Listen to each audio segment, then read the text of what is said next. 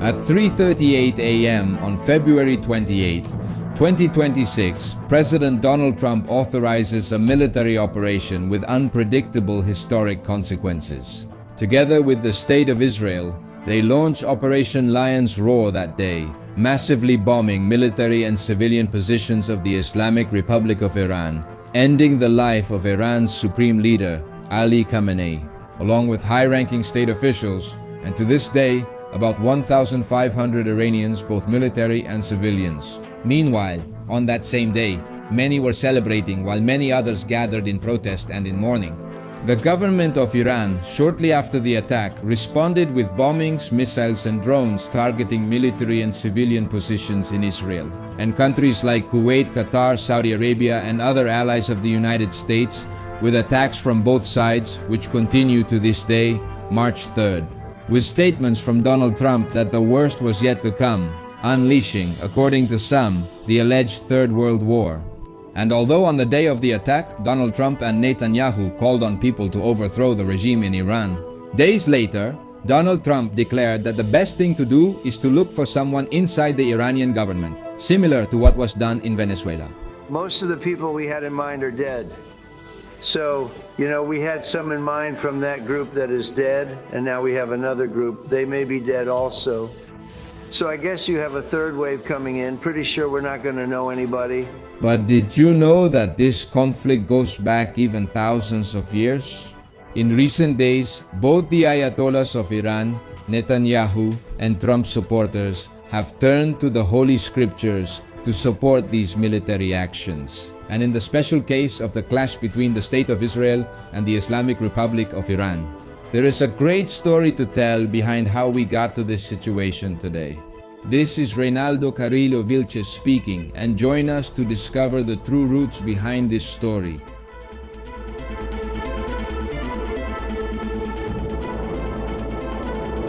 Before talking about the specific events of the conflict between Iran and Israel, it is necessary to review the long, rich, and complex history of both nations. For many centuries, the Jewish people lived in diaspora after the destruction of the Second Temple of Jerusalem by the Roman Empire in the year 70 AD. This marked the beginning of a dispersion across various regions of the world, especially in Europe, North Africa, and the Middle East. For centuries, even while being geographically dispersed, the Jews maintained a common identity based on their religion, their traditions, and their historical and spiritual connection to the ancient land of Israel. Despite being geographically dispersed, the Jews maintained a common identity based on their religion, their traditions, and their historical and spiritual connection to the ancient land of Israel for historical, cultural, and religious reasons, which we explain in more detail in other videos, such as the one about Golda Meir. Zionism proposes to establish that state in the region then known as Palestine, a name inherited from Roman times and which at that time was under the control of the Ottoman Empire. This region was considered by the Zionists as the ancestral homeland of the Jewish people, and for that reason, it became the center of their national aspirations. In that context, from the late 19th century, and especially between 1882 and 1914, thousands of Jews, sympathetic to Zionism, began to migrate to Palestine in several waves known as aliyot. This situation created tensions with sectors of the local Arab population, who began to perceive Jewish migration as a threat to their demographic and territorial dominance. After World War I, the United Kingdom took control of the territory, and in 1922, it received the British Mandate for Palestine from the League of Nations. Within that framework, and under the spirit of the 1917 Balfour Declaration, Jewish immigration to the territory was facilitated, which increased tensions with the Palestinian Arab population. These tensions erupted violently during the Great Arab Revolt of 1936 in protest against Jewish immigration and British control, laying the foundations for the prolonged conflict between both populations. Soon after, overwhelmed by the violence and the scale that the conflict between Jews and Palestinians had reached, The United Kingdom asked the United Nations to intervene to resolve this conflict. In this regard, on November 29, 1947, the United Nations issues Resolution 181, also known as the Partition Plan for Palestine, in which they divide the disputed area between a Jewish state and an Arab state, seeking to give both states the same amount of territory. However, neither Jews nor Arabs accept the resolution. As a result, on May 14, 1948, the main leaders of the Jewish Agency proclaimed the Declaration of Independence of the newly formed Jewish state, the Kingdom. Immediately, the British leave the territory, and right away, the so-called Arab-Israeli War of 1948 breaks out. Jews and Palestinians, and that the Jews would gather. And this war lasts a little over a year and ends with the signing of armistices between Israel and the member countries of the Arab League. After this conflict, Israel is positioned as a new powerful state with aims for total expansion over the formerly Arab Palestinian territory, an action they would carry out in the years to come. This is where we must leave the history of the State of Israel and mention the history of Iran. In ancient times, the territory of Iran, located between the Caspian Sea and the Persian Gulf, was inhabited by a very diverse group of Indo-European tribes known as the Iranian people, who went on to form several kingdoms and empires in that region. However, after the Muslim conquest in 651 AD, Iran became part of the famous Umayyad Caliphate until the year 750, and from 750 to 1055, it was part of the Abbasid Caliphate, with its center of power in the city of Baghdad. Despite belonging to these caliphates, the region of Iran developed small dynasties that economically ruled certain areas of the territory. Such was the case of the Buyids and Seljuks. In the year 1501, one of these dynasties, called the Safavid dynasty, took the fundamental step in the formation of a truly Iranian political entity. They began a military campaign that culminated in 1509 with the independence of the Iranian territory, not only from the Abbasid Caliphate, but also from other states in the region. In addition, the Safavids consolidated the territory and established a hereditary monarchy under the figure of the Shah, that is, the emperor. In turn, they promoted the Shia branch of Islam as the official religion of Iran, which distinguishes it from the rest of the Arab world, where the majority is Sunni. And it represents a fundamental milestone in the formation of Iranian nationality. The other dynasties rise after the end of the Safavids. They will continue to a greater or lesser extent, and not without several moments of crisis, the unifying and centralizing work of these rulers. Thus, in 1794, the Qajar dynasty will come to power. In 1906, this dynasty will be the protagonist of one of the most unprecedented events in Iranian history, which is called the Constitutional Revolution. Iran, which had been opening up to the Western world for decades, it drafts a constitution that turns the territory into a constitutional monarchy, limits the powers of the Shah, and establishes a parliament and the position of a prime minister. Finally, in 1921, the Qajar dynasty is overthrown when Reza Pahlavi takes power, giving way to the Pahlavi dynasty. 20 years later, in 1941, Reza abdicates in favor of his son, Mohammad Reza Pahlavi, who becomes the Shah of Iran from that same year. Pahlavi, allied with the United States, promotes the modernization of the state and the industrialization of the country. With this, Iran becomes one of the most prosperous and influential countries in the region. In addition, Pahlavi manages to eliminate most of his political opposition. He also promotes, despite the nation's Muslim majority, the establishment of a secular state. This leads to a situation of resignation. It is shortly after this that, as we saw, in 1948, the Jews founded the State of Israel, whose existence radically transforms the geopolitical landscape of the region, and it will be a key event in the conflicts that Iran and Israel will be involved in during the years to come.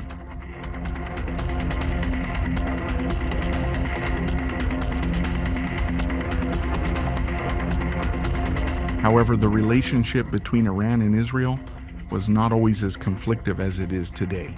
Nevertheless, despite practicing different religions and having opposing forms of government, the State of Israel and Iran maintained good diplomatic relations for a long time.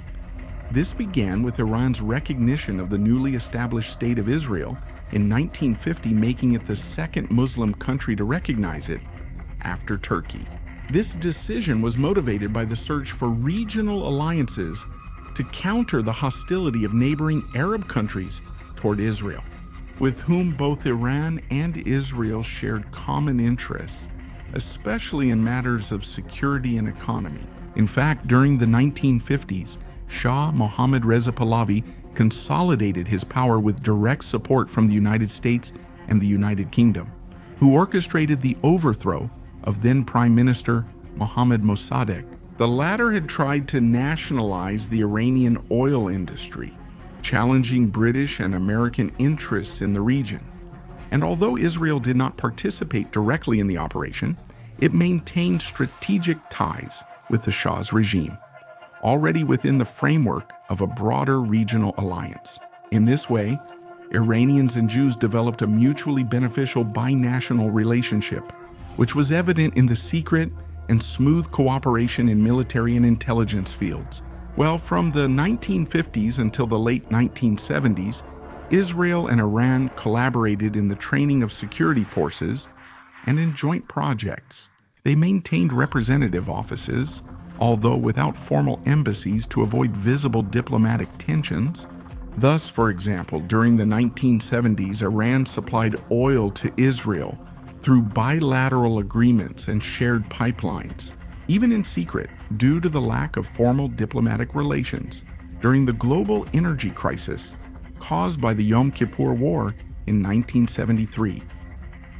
Iran, although it did not participate in the oil embargo led by the Arab Organization of the Petroleum Exporting Countries, did benefit from the rise in crude oil prices and continued exporting oil, maintaining a more pragmatic stance regarding its economic relations with the West and Israel. And in return, Israel reciprocated Iran's help, mainly through military and intelligence cooperation, providing training, weapons, and support in the formation of the Iranian secret police, called Savak. In addition, Israel transferred agricultural and defense technology, participated in infrastructure projects, and maintained active bilateral trade with Iran. This strategic alliance also included an exchange of information to counter common regional threats, benefiting both sides. In a context of tensions with the Arab regimes and the growing Soviet influence. However, this relationship was abruptly broken in 1979 after a massive wave of protests against Shah Mohammad Reza Pahlavi and the triumph of the Islamic Revolution, led by the Shiite leader Ruhollah Khomeini, who becomes the supreme leader of the new Islamic Republic of Iran. Starting from February 11 of that same year, Khomeini, a proponent of a theocratic vision of Shia Islam, established a political system based on Sharia law, interpreted from the Twelver Shia school. Under his leadership, strict social rules were imposed, such as the mandatory use of the veil for women, which have generated controversy both inside and outside the country to this day. At the same time, the new regime broke off relations with Israel, which it no longer recognized as a legitimate state, and labeled it as an enemy of Islam and an oppressor of the Palestinian people. In addition, it nationalized strategic sectors, such as oil, drastically reduced the influence of the United States in Iran, and adopted an anti-imperialist rhetoric, although without actively participating in international leftist movements, which in many cases it also repressed. This positioned Iran as a new regional force, challenging Western interests and those of the state itself. In this way, during the 1980s and 1990s, Iran and Israel would engage in a so-called proxy war. That is a type of conflict in which two or more powers use third parties as intermediaries instead of confronting each other directly. This was because at that time in the Middle East, there were other regimes, such as Saddam Hussein's in Iraq and Hafez al-Assad's in Syria. These governments worried the United States much more than Khomeini's Iran. However, even so, there were frequent and violent clashes between Iran and Israel. For example, after its emergence following the Israeli invasion of southern Lebanon, in 1982, the armed group Hezbollah actively received support from Iran's Islamic Revolutionary Guard Corps. The same would happen in 1987 with the formation of the armed group Hamas. The State of Israel tolerated the growth of the terrorist group as a counterbalance to the Palestine Liberation Organization. It is even assumed that Hamas was strengthened with logistical and military support from Israel and the United States. But is this theory true? Hamas grows rapidly and begins to receive support from Iran to fight against Israel. And the same will happen with other important armed groups like Islamic Jihad. In this way, the confrontations involving Iran and Israel will not be on a larger scale until the 21st century, when there was a rise in tensions that led to a direct confrontation between both nations, and not a proxy war as had been happening.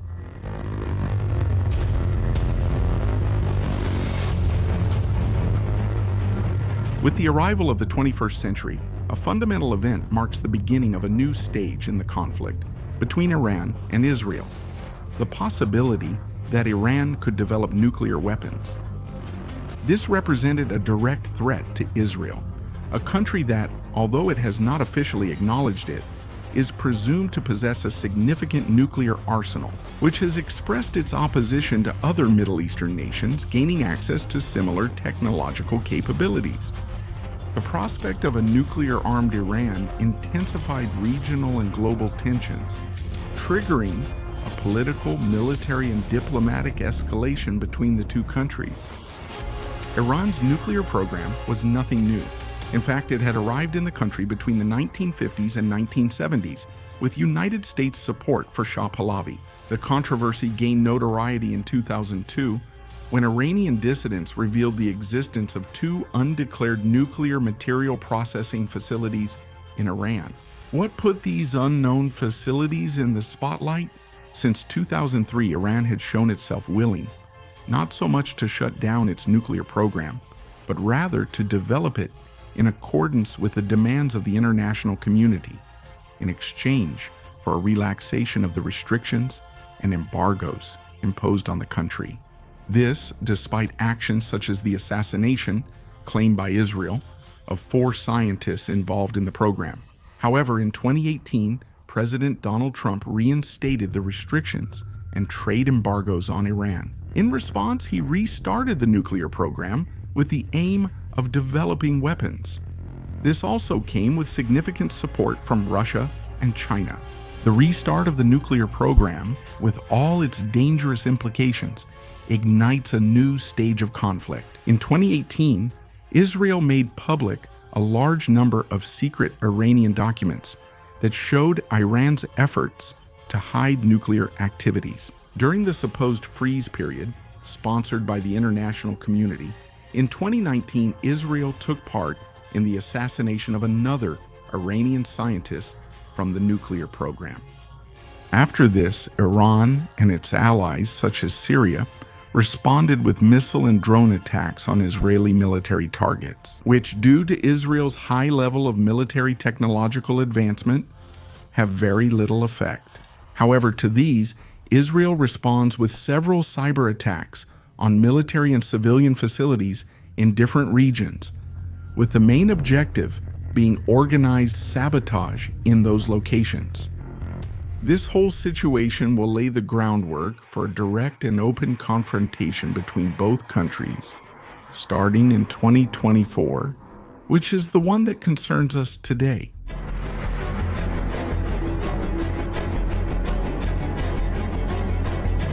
In light of current events, it's worth making some important clarifications to put the current situation into context. Although Iran has taken an openly hostile stance toward the State of Israel since 1979, it currently does not have military, technological, or economic capabilities equivalent to those of the Israelis. However, it does have regional networks of influence and advanced weaponry that give it significant response capabilities.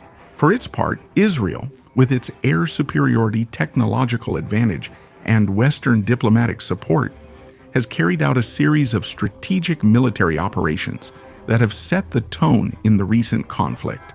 In the context of the ongoing conflict in the Gaza Strip, which resumed in October 2023, Israel carried out operations in Syria between December 2023 and January 2024, in which high-ranking Iranian commanders, such as Rasim Mousavi, were killed.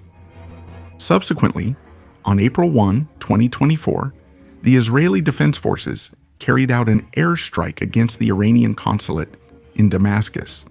This was an unprecedented event. Diplomats said this raised bilateral tensions to historic levels. In response, between April 13 and 14, 2024, Iran launched an operation it called True Promise, consisting of a barrage of drones against Israeli territory. According to Israeli sources, the attack was largely intercepted thanks to the air defense system and international cooperation. However, the event marked the first direct military attack by Iran on Israel since the beginning of their modern rivalry in 1979. Israel's response to Iran's attack was swift. On April 19, 2024, the first Israeli drone attacks on Iranian territory were reported. A month later, on May 19, 2024, Iranian President Ibrahim Raisi died in a strange and suspicious helicopter accident in the northwest of the country. Although the authorities attributed the crash to technical causes, the heated geopolitical context gave rise to multiple unconfirmed theories about possible external involvement. On September 27, 2024, the leader of Hezbollah, Hassan Nasrallah, was killed in an Israeli airstrike in Beirut. His death, confirmed by Hezbollah and international sources, prompted an immediate response from Iran. On October 1, Tehran launched 181 ballistic missiles against Israeli territory. Although most were intercepted, several hit Israeli civilian areas. In response, Israel carried out a massive air offensive, using more than 100 aircraft and 200 missiles to attack command centers, missile factories, and military bases. On Iranian soil, this operation caused hundreds of casualties and severe damage to Iran's defensive infrastructure. Several months later, in April 2025, an attempt was made to open a diplomatic channel between the supreme leader and then United States President Donald Trump, with the aim of containing the escalation. However, the talks failed, mainly due to Iran's refusal to suspend its nuclear program. The regime reiterated its ideological stance of not recognizing Israel as a legitimate state and reaffirmed its resistance to international pressure. On June 13, 2025, Israel launches Operation Rising Lion, a massive offensive against Iran's military and nuclear facilities, including the Natanz plant and strategic targets in Tehran. In that operation, General Hossein Salami, commander of the Islamic Revolutionary Guard, died along with other high-ranking officials. His death was confirmed by Iranian state media and international agencies, representing a significant blow to Iran's military leadership. Both countries continue exchanging attacks, turning it into a country of international armed conflict. Faced with the possibility of a larger conflict in the Middle East, Israel maintains a policy of offensive containment, while Iran has declared a state of emergency and promises new reprisals. This marks one of the most critical and dangerous phases of their historic enmity. And as time went by, it seemed that Donald Trump, who had promised during his campaign that he would end the wars, In the Middle East, the conflict was calming down.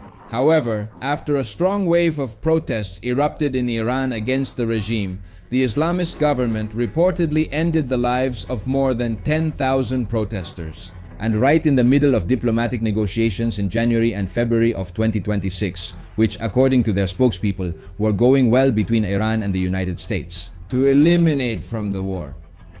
And in the middle of all this, unexpectedly, President Donald Trump, together with Benjamin Netanyahu, approves an unprecedented military operation against the nation of Iran.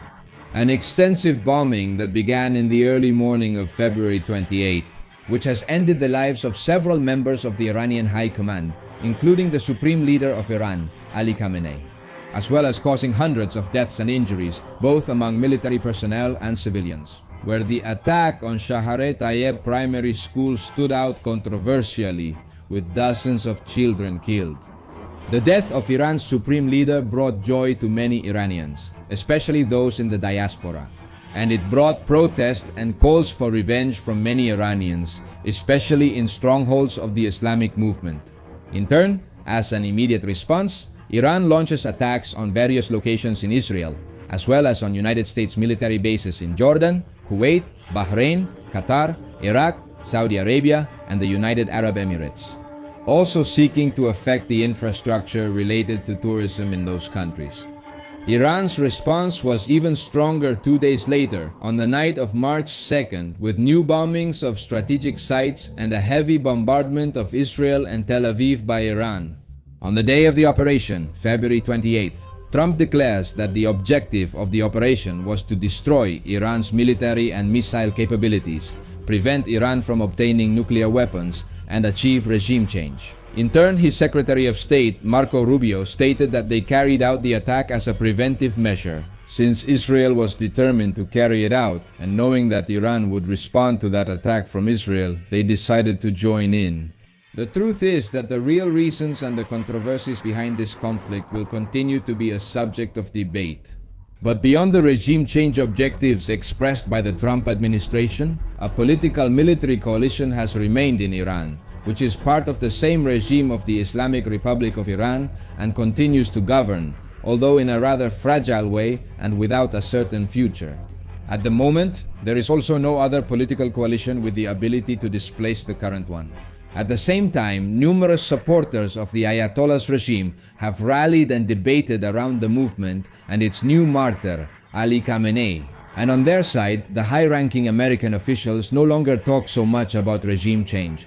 Why have they now stated that it will be the Iranians who have the final say? And it will depend on that whether or not there will be another change in Iran. The events are still unfolding, and the outcome of this delicate conflict will continue to be uncertain, although it is of great interest to everyone in the world.